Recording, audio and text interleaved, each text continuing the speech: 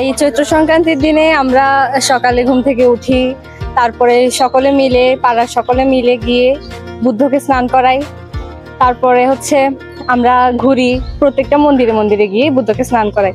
তারপরে কেউ কেউ পানি খেলি, রং খেলি, এই তো। তারপরে এসে আবার স্নান করে তারপর সবার বাসায় বাসায় ঘুরতে যাই। সমুদ্রের গর্জনে ভিন্ন স্বাদের সামুদ্রিক খাবারের ভরপুর আয়োজন উপভোগ করতে আজই চলে আসুন প্যাসিফিক বিচ লাউঞ্জ ক্যাফে কক্সবাজারে। আজকের এই দিনে বৌদ্ধ সমাজের মানুষদের বাসায় বিভিন্ন প্রকার খাবারের আয়োজন করা হয়। এর মধ্যে রয়েছে নাড়ু, খই, শিম বিচি ইত্যাদি।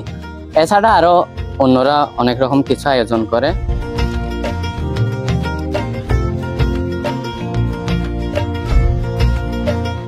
আমরা পুরো রাতটাই হচ্ছে অনেক আনন্দের মধ্যে কাটাই। তারপর হচ্ছে আজকে 13 তারিখ, আজকে আমরা বুদ্ধ স্নান করে আমরা প্রত্যেক বিহারে বিহারে গিয়ে আমরা এটা উৎসব অনুষ্ঠিত করি। আমাদের রামুতে অনেক সব জায়গা থেকে আমাদের রামুতে অনেক স্পেশাল করে আমাদের উৎসবটা অনুষ্ঠিত হয়। আমি এসেছি কত ফ্রান্স থেকে শুধুমাত্র এই দিন উদযাপন করার জন্য।